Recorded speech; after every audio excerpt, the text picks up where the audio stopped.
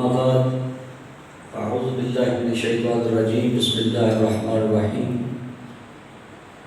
قال الله تعالى من عمل صالحا من ذكر أو أنثى وهو مؤمن فلنحيينه حياة طيبة وقال النبي صلى الله عليه وسلم لا يؤمن أحدكم حتى أكون أحب إليه من والده وولده والناس أجمعين صدق الله مولانا العظيم وصدق رسوله النبي الكريم الأمين إن الله وملائكته يصلون على النبي يا أيها الذين آمنوا صلوا عليه وسلموا تسليما اللهم صل على سيدنا مولانا محمد وعلى آل سيدنا مولانا محمد وعلى وسلم الصلاة والسلام عليك يا رسول الله الصلاة والسلام عليك يا بلند واسع وعلى آله وصحبه الصلاة والسلام عليك يا رسول الله الصلاة والسلام عليك يا برادران اسلام، اللہ تبارک و تعالی کی بے پناہ حمد و ثنا و جملہ خوبیاں اور کمالات کے بعد نہایت عجز و انکساری محبت و عقیدت کے ساتھ ہدیہ درود و سلام بارگاہ خیر الانام حضور نبی کریم صلی اللہ علیہ وآلہ وسلم کی بارگاہ اقدس میں اور آپ کی ذات کے توسط اور وسیلہ جلیلہ سے آپ کے جملہ متعلقین اور متوسلین اور وابستگان اور اولیاء امت پر درود و سلام کے بعد آج کی یہ محفل نظم برائے ارشاد ثواب انعقاد پذیر ہے، اور ہم یہاں بیٹھے اس لیے ہیں کہ متوفہ کو بھی نفع ہو اور ہم جو بیٹھے ہوئے ہیں ان کو بھی نفع ہو۔ نفع تب بھی ہوتا ہے جب گفتگو میں کوئی نفع ہو، تو بیکار گفتگو تو ویسے مسجد میں منع ہے، ممنوع ہے۔ تو نفع بخش گفتگو جو ہے یہ انسان اگر پلے باندھ لے تو اس کے کام آ سکتی ہے۔ قرآن مجید فرقان حمید میں اللہ تبارک و تعالیٰ نے ارشاد فرمایا کہ من عمل صالحا، جو شخص نیک عمل کرے، من ذکر او انثی، وہ ذکر ہو یعنی مرد ہو، انثی یا عورت ہو، ان کے لیے شرط یہ ہے کہ وَهُوَ مُؤْمِنٌ، ان کے لیے شرط ہے کہ وہ مومن ہو۔ اس کا مطلب کیا ہوا کہ اگر کوئی اچھا عمل کرتا ہے تو اس کی فوراً تعریف نہیں کرنی چاہیے، دیکھنا چاہیے کرنے والا کو۔ اگر کسی بندے کے پاس ایمان ہے ہی نہیں، کام اچھے کر رہا ہے، یہ اس کے لیے اللہ نے بات کی ہے۔ اللہ فرماتا ہے کہ نیک عمل فائدہ اس وقت دیتا ہے جب پیچھے ایمان ہو۔ مثلا غیر مسلم ہے، وہ بھی اچھے کام کر سکتا ہے، اس کے پاس ایمان نہیں ہے، تو اچھے عمل کا فائدہ اس وقت ہوگا جب ایمان ہوگا، وہ مرد ہو یا عورتیں ہوں۔ اور اللہ تعالیٰ نے جس عمل صالح کی طرف اشارہ فرمایا اس میں ارشاد فرمایا کہ اگر وہ خاص ایک عمل ہے اور نیک عمل ہے، وہ مرد ہو یا عورت ہو، صاحب ایمان ہو، لیکن جو اس کو بجا لائے گا اس کے بعد اس کو عطا کیا ہوگا؟ فَلَنُحْيِيَنَّهُ حَيَاةً طَيِّبَةً، اس کو ہم پاکیزہ زندگی عطا فرما دیں گے۔ اس کا مطلب یہ ہوا کہ پاکیزہ زندگی بغیر پاکیزہ مال کے مل ہی نہیں سکتی۔ بندہ اعمال کوئی نہ کرے اور کہے کہ مجھے پاکیزہ زندگی مل جائے، ایسا نہیں ہوتا۔ وہ اعمال صالح پاکیزہ عمل کے بعد انسان کو حیات طیبہ، بہترین پاک و پاکیزہ زندگی عطا کی جاتی ہے۔ نماز آپ پڑھتے ہیں تو آپ کو اجر ملتا ہے، فرض نماز ہے اس پہ جو حدیث مقدسہ میں اجر لکھا ہوا ہے وہ انسان کو عطا کر دیا جاتا ہے، اور روزہ رکھتا ہے اس کا بھی ثواب ہے اور اجر ہے، حج کرتا ہے اس کا اپنا ایک اجر ہے، ہر عمل جو ہے اس کا ایک اپنا اجر ہے۔ نماز کے بدلے آپ کو نیکیاں ملتی ہیں، اور روزہ رکھنے سے آپ کو نیکیوں میں اضافہ ہوتا ہے، حج کرنے سے نیکیوں میں اضافہ ہوتا ہے، لیکن یہ کون سا عمل ہے کہ جس سے نیکیوں میں تو اضافہ دوسرے اعمال سے ہوتا ہے، لیکن عمل صالح ایسا کہ جس سے بندے کو ایک پاکیزہ زندگی عطا ہو جاتی ہے، اور پاکیزہ زندگی جسے ملتی ہے وہ مرتا نہیں۔ جس کو پاکیزہ زندگی مل جاتی ہے وہ مرتا نہیں ہے۔ پچھلی کسی نشست میں نے عرض کیا تھا کہ ہمارے نزدیک تو زندگی ڈیٹ آف برتھ سے شروع ہوتی ہے اور ڈیتھ پہ ختم ہو جاتی ہے، اور یہ عقیدہ رکھنا کہ ہماری ڈیٹ آف برتھ سے ہم شروع ہوئے اور یہاں ختم ہو گئے موت پر، یہ عقیدہ ہی اسلام کے خلاف ہے، یہ عقیدہ صحیح نہیں ہے، اس لیے کہ ڈیٹ آف برتھ سے پہلے بھی ہم تھے۔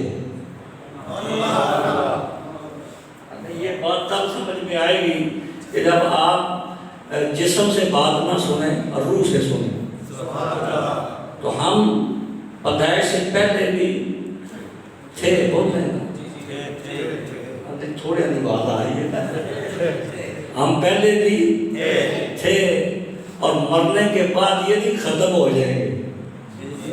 ہم بعد میں بھی رہیں گے، بعد میں بھی رہیں گے، صرف یہ ہے کہ جیسا جہاں ہے ویسا لباس ہے۔ پہلے ہمارا جہاں اور تھا، پیدا پیٹ میں آئے ماں کے تو جہان اور ہوا، پھر ادھر آئے تو جہاں اور ہوا، برزخ میں جائیں گے تو جہان اور ہو جائے گا، تو جہان بدلتے رہیں گے، ہم نہیں بدلیں گے، جہاں بدلتے رہیں گے۔ ہماری اصل، ہماری روح یہ اصل ہے، اور روح جو ہے آپ کو کوئی کہے کہ کان کدھر ہے، آپ فوراً اس طرح اشارہ کریں گے، آپ کو کوئی بولے ناک کدھر ہے، آپ فوراً اشارہ کریں گے، آپ کو کوئی بولے آپ کا سر کدھر ہے، آپ فوراً اشارہ کریں گے، کوئی کہے آپ کا دل کدھر ہے تو آپ ادھر نہیں ہاتھ لگائیں گے، ادھر لگائیں گے کہ بائیں طرف دل ہوتا ہے۔ تو آپ کے جو جتنے بھی باڈی کے پیس ہیں اندرونی اگر میں، وہ آپ فوراً بتا دیتے ہیں، کان ادھر ہے، آنکھ ادھر ہے، ناک ادھر ہے، ہاتھ ادھر ہے، دل ادھر ہے، تو روح کدھر ہے؟ بھائی روح کدھر ہے؟ اور روح نہ ہو تو بدن بیکار، بدن کیا ہے؟ بیکار ہے۔ روح نہ ہو آنکھیں دیکھ نہیں سکتی، اور روح نہ ہو کان سن نہیں سکتے، اور روح نہ ہو ناک سون نہیں سکتا، اور روح نہ ہو زبان چکھ نہیں سکتی، اور روح نہ ہو بدن حرکت نہیں کر سکتا۔ تو روح کی کوئی اہمیت ہے یا نہیں ہے؟ مثلا آپ کے پاس بڑا ایک مہنگا موبائل ہے لیکن اس میں سم نہ ہو، سم نہ ہو تو کسی کام کا ہے؟ اسی طرح جس طرح اس سم کا رول ہے اس ڈبے میں، اسی طرح انسانی جسم میں اور روح کا ایک بہت بڑا رول ہے، اور انسان کی اصل روح ہے، لیکن کیا وجہ ہے کہ ہم نے 24 گھنٹے جسم کے لیے گزارے، ہم نے جوتے پہنے تو جسم کے لیے، لباس پہنا تو جسم کے لیے، کھایا اور پیا جسم کے لیے، سوئے تاکہ آرام ملے تو جسم کے لیے، تو یہ ساری فرمائشیں تو ہم نے جسم کی پوری کی ہے۔ 24 گھنٹے ہم نے جو جسم کی فرمائشیں پوری کی ہیں، تو روح سے بھی تو پوچھنا چاہیے کہ تیری خوراک کیا ہے، تیری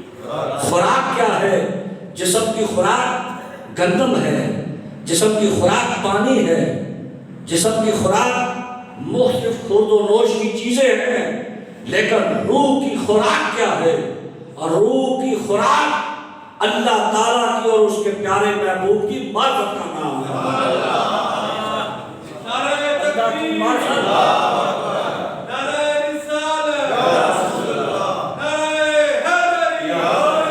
اللہ کی معرفت۔ نماز میں کھڑے ہوئے پتہ کوئی نہیں کس کے سامنے کھڑے ہیں۔ حضور نے فرمایا کہ نمازیوں کی بھی 10 قسمیں ہیں، نمازیوں کی بھی 10 قسمیں ہیں، اور وہ 10 قسمیں اس لیے ہیں